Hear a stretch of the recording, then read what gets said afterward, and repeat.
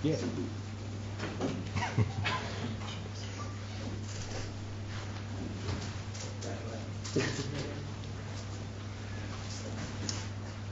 Hey?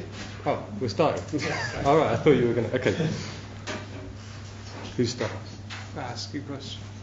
Yeah, okay. We're Icarus, I'm Ollie, this is Sam. We're going to introduce ourselves just as Turn did with a piece of music. Yeah, and a film. And a film.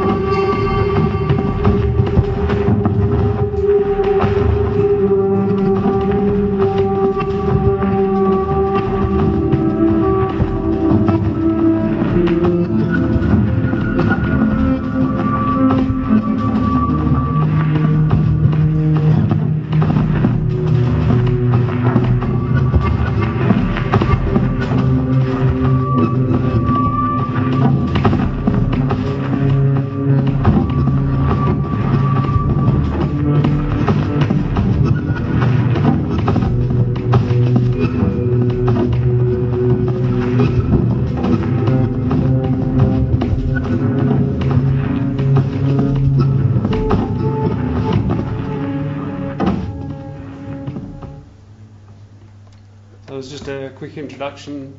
It's a piece from 2002, and we kind of started off, I guess, in the background from dance music, and that was one of the first pieces where we started to step away really from repetitive rhythms and the whole dance music genre, and began to embrace a bit more like the idea of improvisation, and jazz had inspired us for a long time.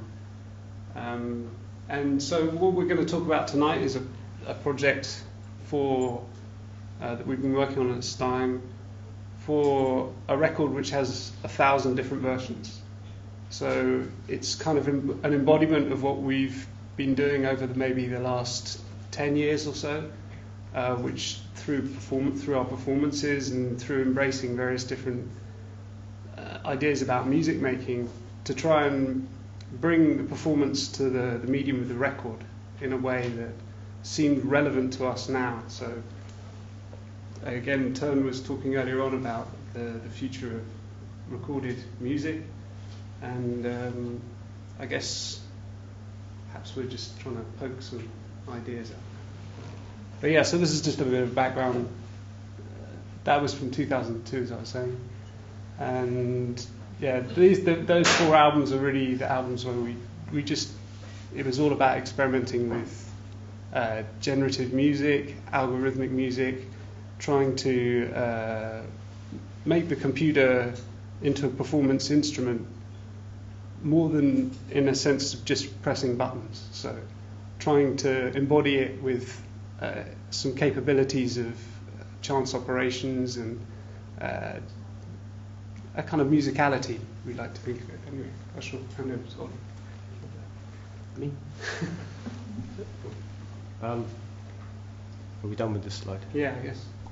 So, actually, I guess... yeah, so the last... so this is just an overview of those are all the albums we've done at the top, and these are a few special ones, and the last one over on the right is a live album that we did last year, and around about the same time we've been also building a project which is based around, so Icarus is just our duo. We make electronic music, studio music, and we play with laptops. And we've been building software as well to work with performers. We really struggled to get this picture to show the faces of these performers, but they are there. There's a laptop. You can see the laptop. And we've been doing work with, it looks great on this screen. Yeah, we've been working with particularly these guys, Lotta Alma, a bass clarinet player, and Tom Arthur's a trumpet player. But also just various other musicians we've met, building autonomous software, which is a bit of a bold, over-optimistic statement about what the software actually can achieve and does do. But basically the point is that when we perform these pieces, we set up a laptop, we step away from the laptop, we let the performer interact through audio with the laptop. And obviously we could be completely cheating because we could be just running back a sequence and so on. So there's a lot of, and obviously we're not making incredible AI because nobody can do that. So there's a lot of interesting compositional issues and questions, and again, we just kind of treat all of these things as a fun experiment to look at.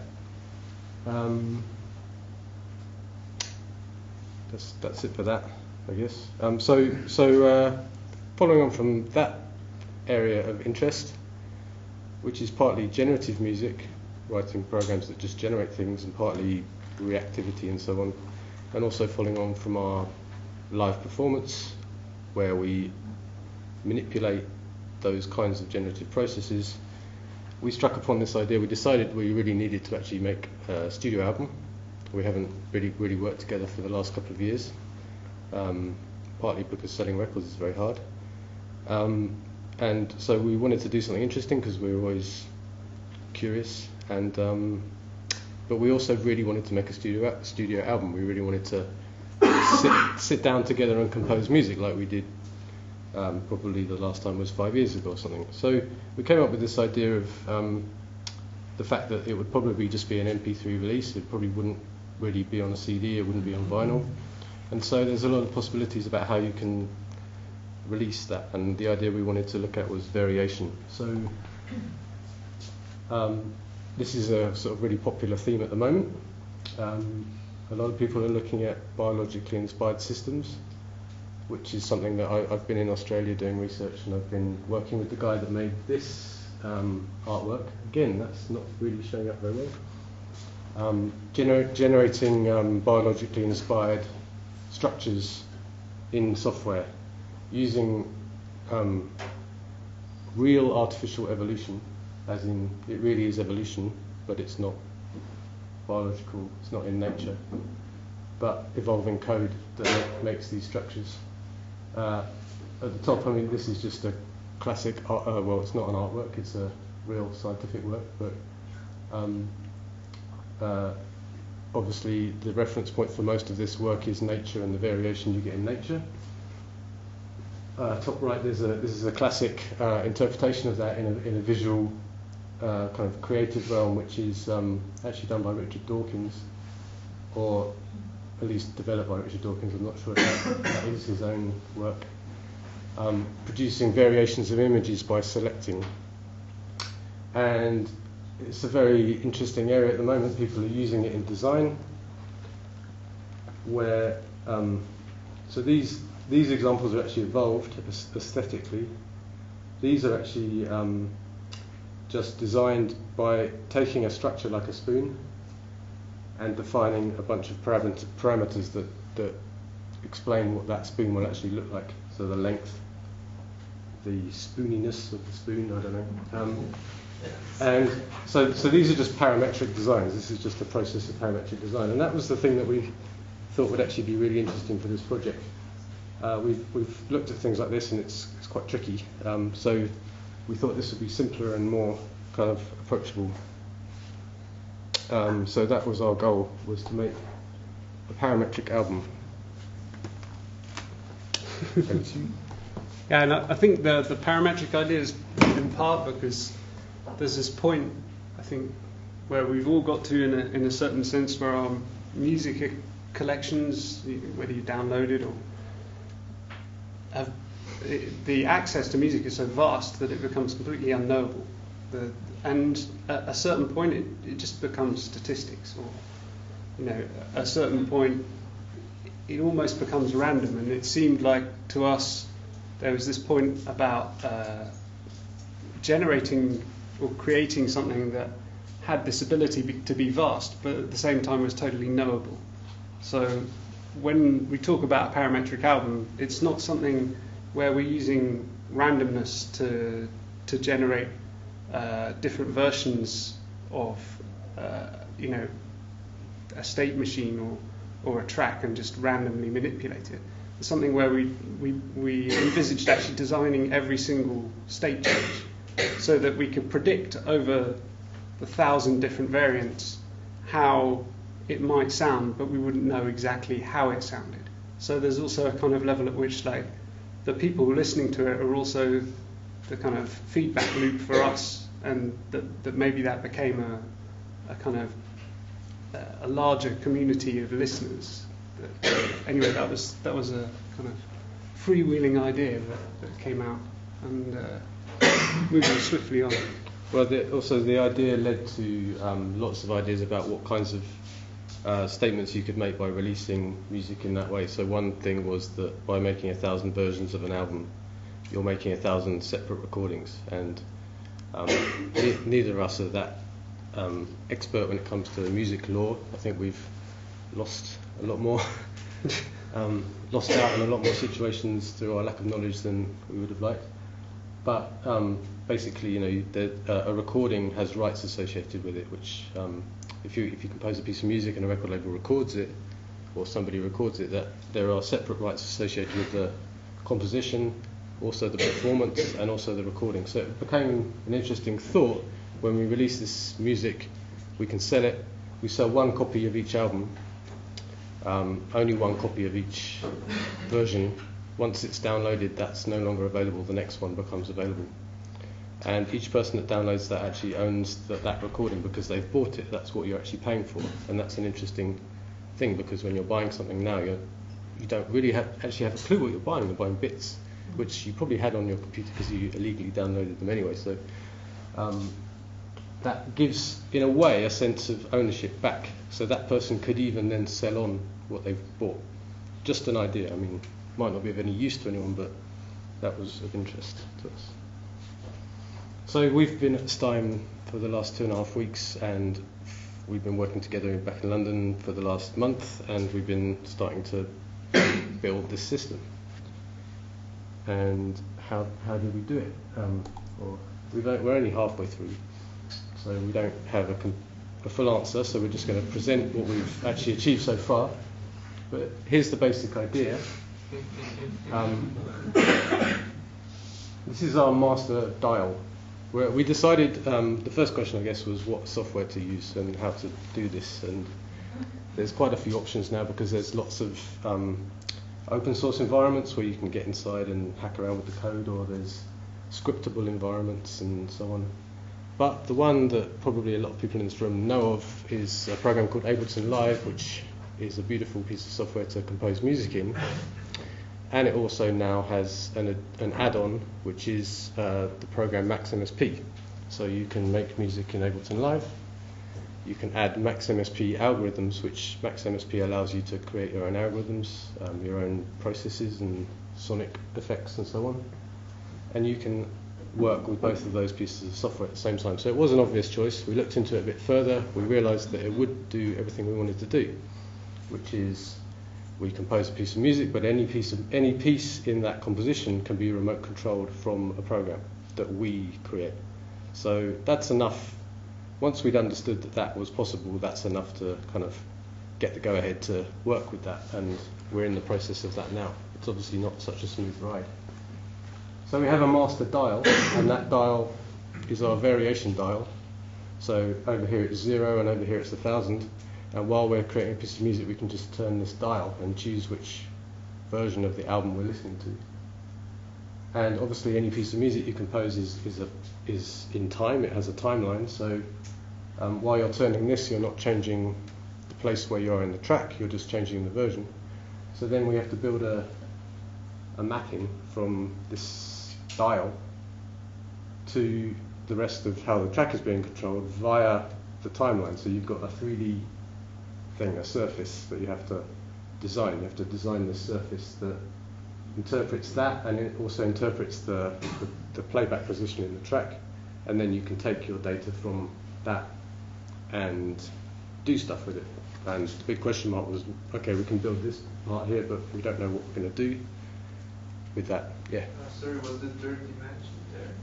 Sorry? Was the third dimension in that graph? So it could be whatever you want. It could be volume. It's a meta parameter. So it's something that we compose. So yeah, it could be volume, or it could be a pitch of something, or it could be the master tempo. It could be anything. Yeah, so there would be many of these layers, but it could also be an abstract parameter that then gets divided into different controls. So then we have this is a phrase that we really like. It was coined by John Bowers, an anthropologist of contemporary experimental music, and he loved to talk about algorithmic shit, which is basically, he was studying people who worked with more Steim kind of than we are, like people with tabletop performance objects, and they'd have a laptop in the corner, and he would always refer to that as some algorithmic shit.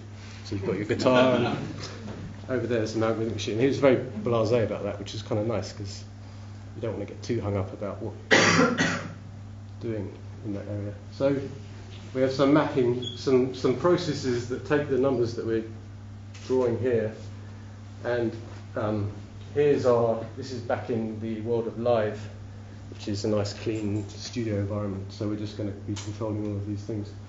And all of these processes can be controlled by these functions. So we've just got a nice big window with lots and lots of functions that we can draw this shape, and the way that this maps to this shape, and the way that this maps to the algorithmic shape, and the way the algorithmic shape maps to that is all just controllable by functions.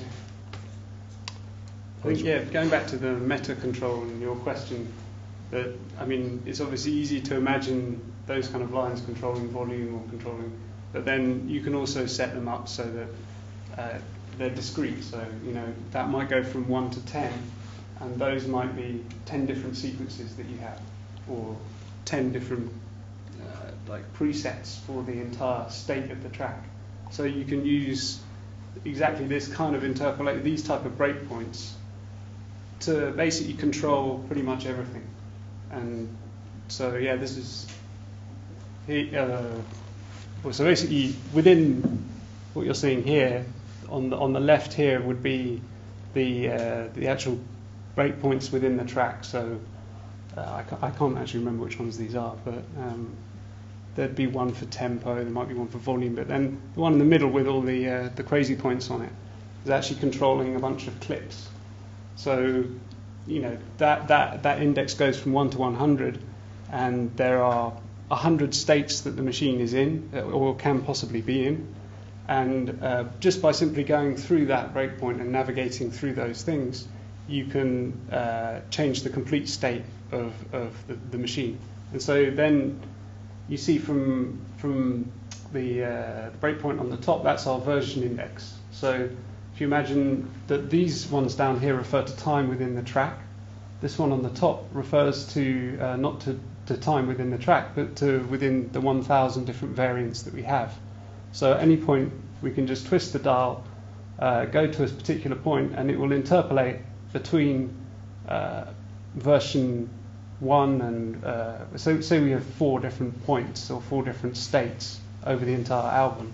It'll interpolate between those states so that we can listen to what is in between the 2 versions that we've composed. So we've just got another little video of this. We obviously didn't dare to try and do a live demo.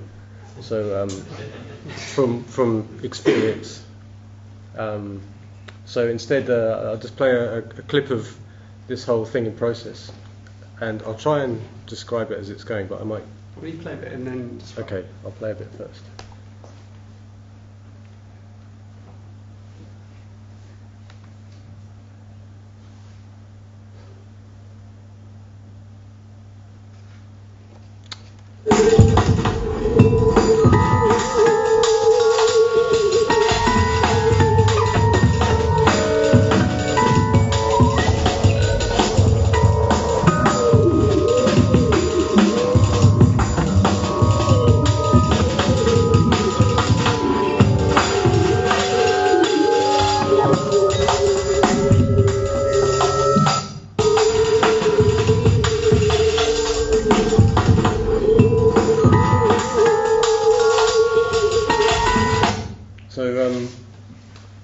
the very beginning there, we just press the begin all button, and that sets the whole process running.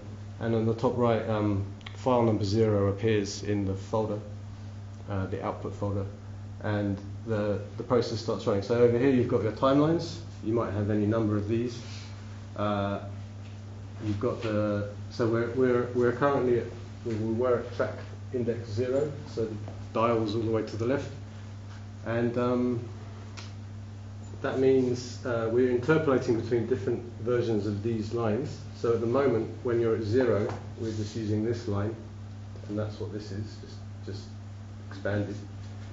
As in the last slide, you saw the dial turning, and this will change. So at the moment, you're just seeing this at the beginning. And then this is being used to map, so the height of this thing here, which is getting played over time, is being mapped to a line here, and that we can then draw loads of other functions that then control all of the parameters. And then, so you've got this whole piece running out, and the next time you play the piece, the dial turns, new file gets created, the function changes ever so slightly, and the thing starts playing in. And if I leave it running now, then you'll just get to see the parameters changing in live as that's running.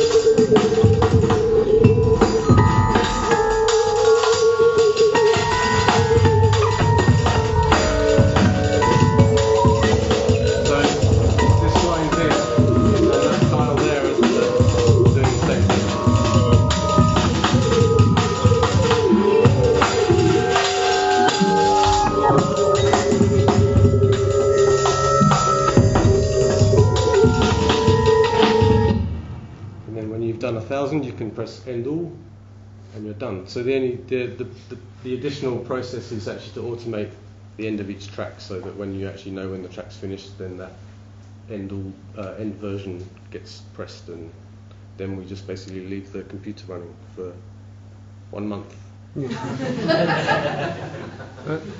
I mean, this is one kind of level, because we haven't entered into the algorithmic shit yet. And so these, I mean, it's kind of clear that these breakpoints are just directly controlling, parameters. Those particular ones are effects parameters, and you can probably see just in the background, like, so this function actually has 14 different layers which control 14 different effects parameters. So you have this overlay of various different things that happen within various different times. So you can control to a certain degree by drawing in all of these things, or actually very precisely which thing's going to happen at which time. But it gets pretty complicated at a certain point once you get like a certain number of them, and it gets hard to figure out what exactly. Like you need kind of more precise tools, well, not more precise tools, but ones that allow for a level of control which is simply algorithmic. And we kind of had. Actually, I'm going to have to. So I'm just going to show you this patch, which illustrates a few of those ideas that we had.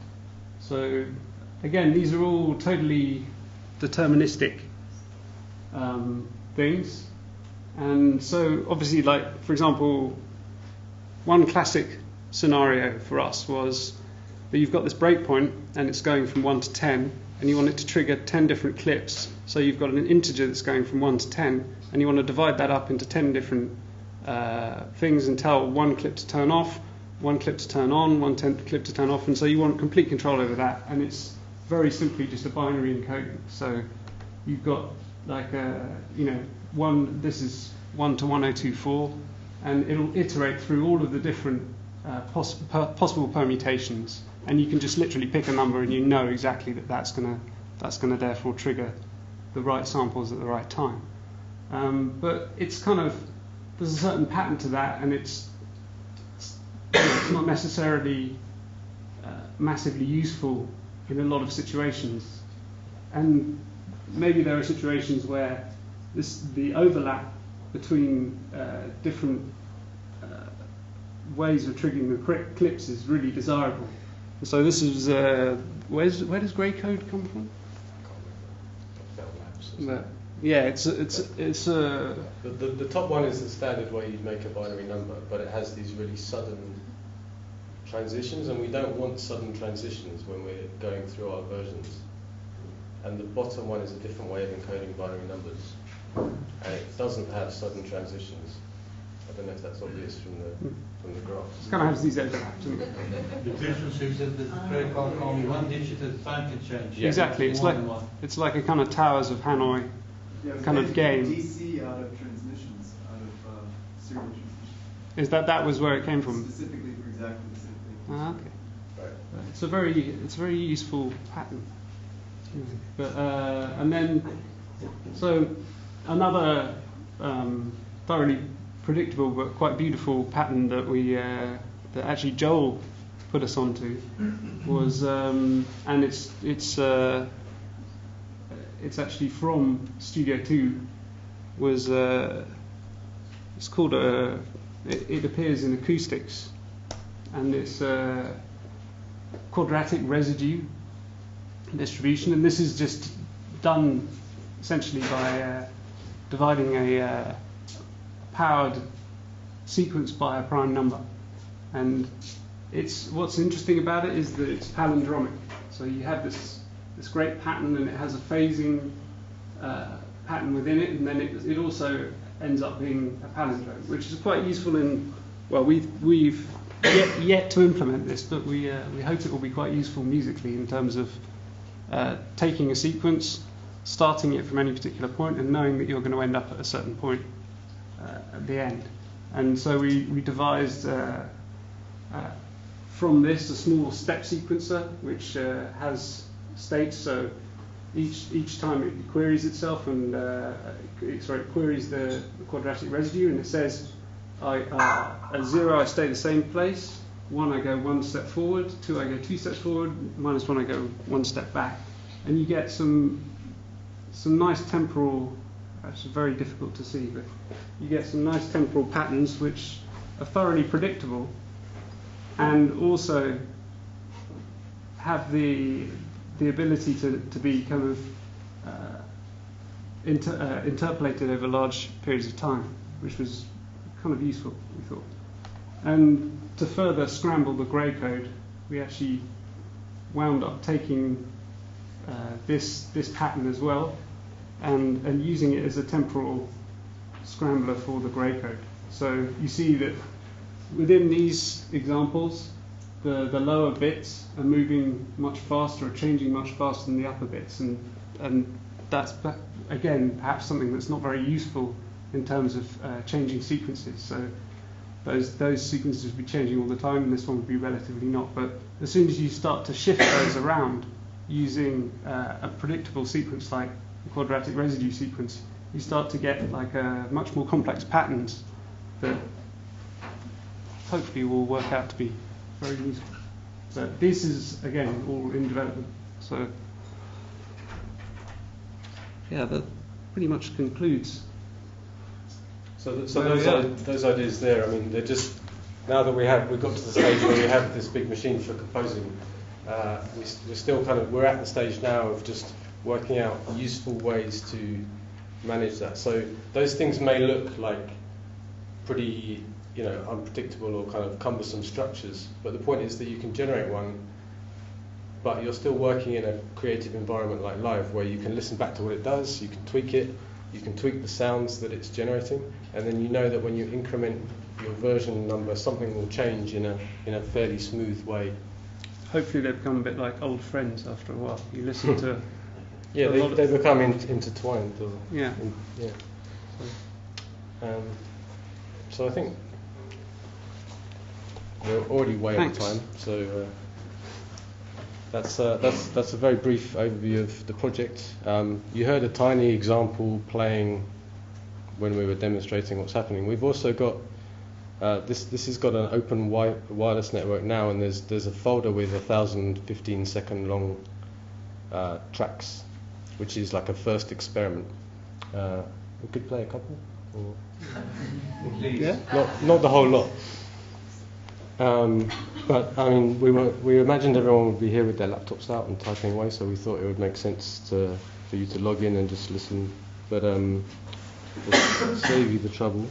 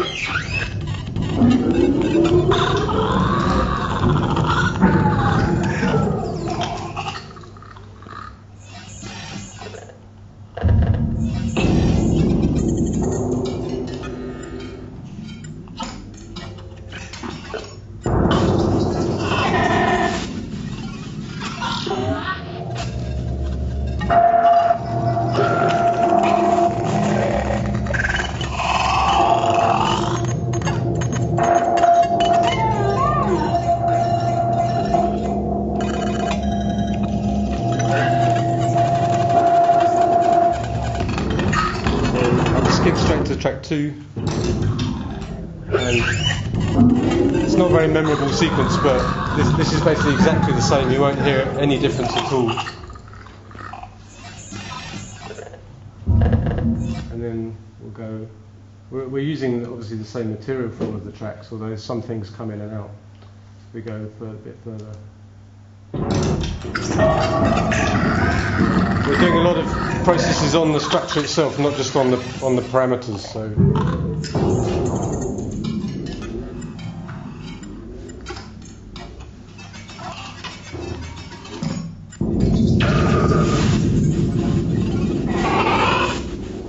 So will you be handpicking them? Yeah. No, we'll be generating 1,000 for each track, and that will just be it. So we would still call this an experiment. It's only 30 seconds, so we can put it on the album anyway and call it. Now the versions which will in the end turn out to be the album, will there be versions? For each track there will be like 10 tracks or 5 or 10 tracks in the album, and then for each track there will be 1,000 versions, but each person will only be able to get one version. So somewhere further into the track we added a drum beat. Thanks. Yeah, there'll be lots of. Make sure you get 630. Yeah, you could be disappointed if you heard someone else's copy and you got your copy.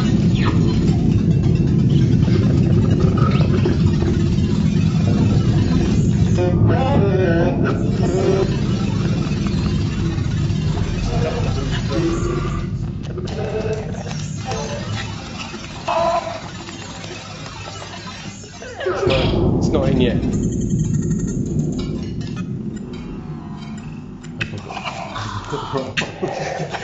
Yeah, there it is.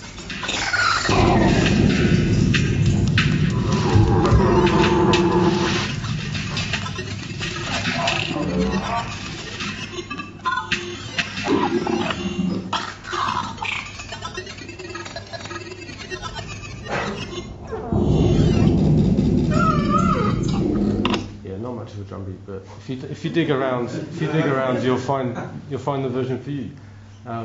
And things have been going wrong. We only got to number 987 and it crashed. But you know, this is all just stuff we'll deal with. The nice thing is that once you get 100 files, you've always got those files. You can pick up the rendering later, and we'll be needing to borrow some people's computers for that. So if anyone does want to, there's an open network called Icarus, I think, and you can find all of these. Take a few, don't take the whole lot. Yeah, well, I don't know, this is just for your ears only. I think let's actually say just thanks very much to Steim for having us and letting us break the back of this beast. Any questions for Steim and Ollie? Why is there a limit of thousands? Because I can imagine that there are much more variations than thousands. Well, we wanted to make it an exact. We wanted to make it finite, so not endless, not endlessly generative. Because if it was endlessly generative, we couldn't have the control that we have over what comes out. If we only had 10 copies, then we could obviously have the control, but too much control. And then there's also just the fact that like we worked out 1,000 because actually we're forced to produce this in real time. We can't render it. We have to run it. And so we just did the maths, and we thought, okay, if it's a 45-minute album, it will take a month to produce, to render. And that's just a practical, maybe we don't want to do 10,000 in that case. And it will be a terabyte of data which we have to put on a server. So there were some practical decisions, and it's a nice number, it's a nice round number. But there was also just a level at which, like, to make it finite rather than infinitely generative, was also to, I guess, mean that the transformations within each piece and from one piece to another were, in a way, well, hopefully end up being non-trivial. In other words, they're completely knowable from one thing to another. And I think that was very important. That, and like I said before as well, that the fact that we're not using randomness within the whole state machine. So it's a process where every part of it is potentially knowable, although it's an extremely vast body of knowledge. Yeah, actually, one of the we didn't mention one of the other motivations for beginning this project was the question. I mean, lots of people talk about making a generative album or a generative piece of music, one that it would be a piece of software that would run on your computer and it would endlessly. And we wondered why that had never really been done in a way that seemed to be successful. And one reason is it's really hard, but then this just seemed like just a slightly different attitude, which is compelling. Are you happy with it? Well, I mean, like that track is like proof of concept. I mean, we're not over the moon that we produce what we've produced so far. Mm-hmm. But I kind of like it. I like it too. But the demo we played earlier is the one, like a piece we're working on at the moment. That's just in progress. But we got to we felt like, with anything you build like this, you then have to learn. You built it, you have to learn how to use it. And so there are at least 2 stages and probably an iteration. And we were just really getting into that track yesterday, and tomorrow we'll get back to it, and we feel like there's something going on there. It can work as a creative process. Aesthetically? Yeah. But we just, I'm sure that we're going to do this, and we're going to hear back one version, or at least one version, of something we made and just go, oh my God, it sounds terrible. Yeah, that's what I wanted to ask. What's the level of detail? I mean, of the differences between these tracks. I mean, would if two people compare their albums to each other, would it become like quite easily apparent what the differences are, or would you have to zoom in so much that it? Well, because we haven't composed them yet, it's a difficult question to answer. Oh, okay. But it is something where we're starting to get an understanding of how different things will be from 1 to 1,000. So if you bought 360 and your friend bought 720, then there's a high probability that they'll be very different. Okay.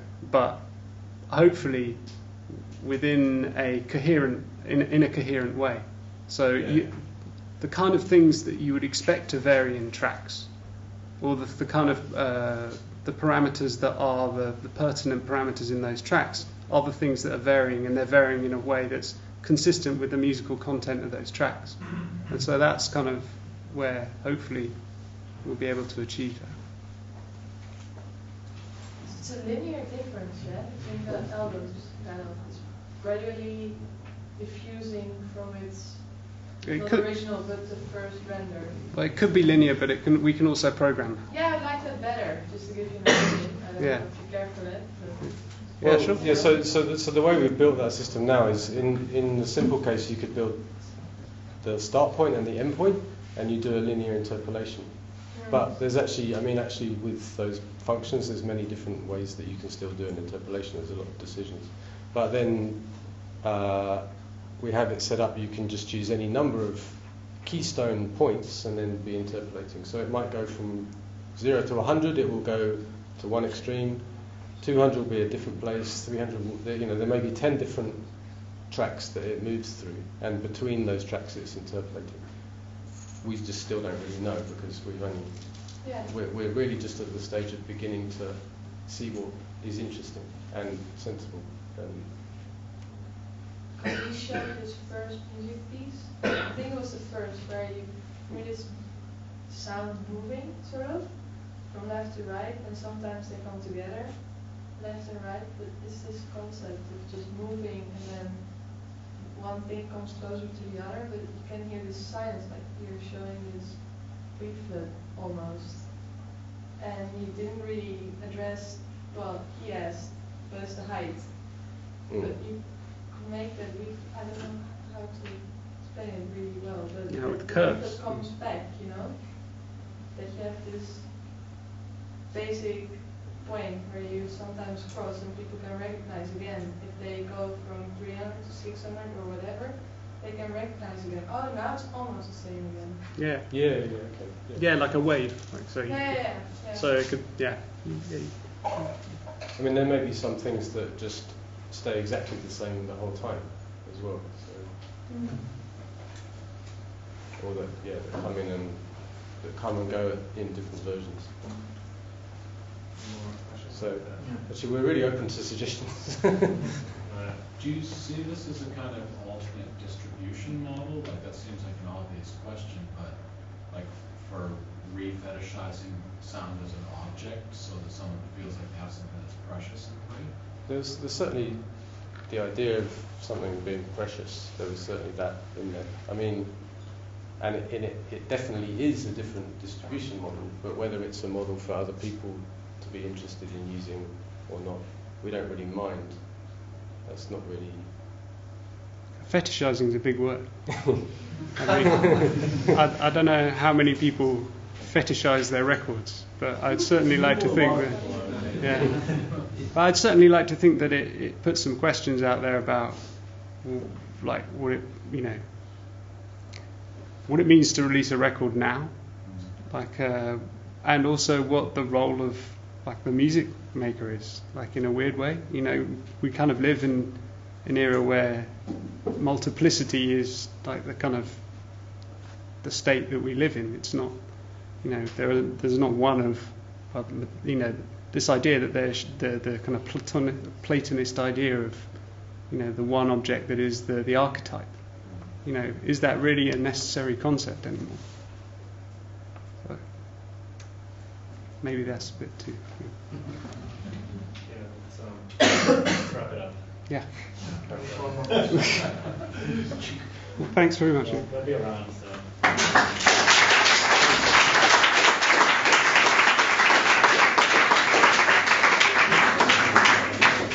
So that's it for tonight. Thanks for coming. We have a bunch of stuff at Steim. We'll be doing a lot of workshops this year. We'll have sonification workshops, glitch workshops, circuit bending workshops. We have a bunch of events coming up, and we have a festival in September. So if you're interested, sign up for our mailing list or join whatever sites we have. And I hope to see you here again. Thanks.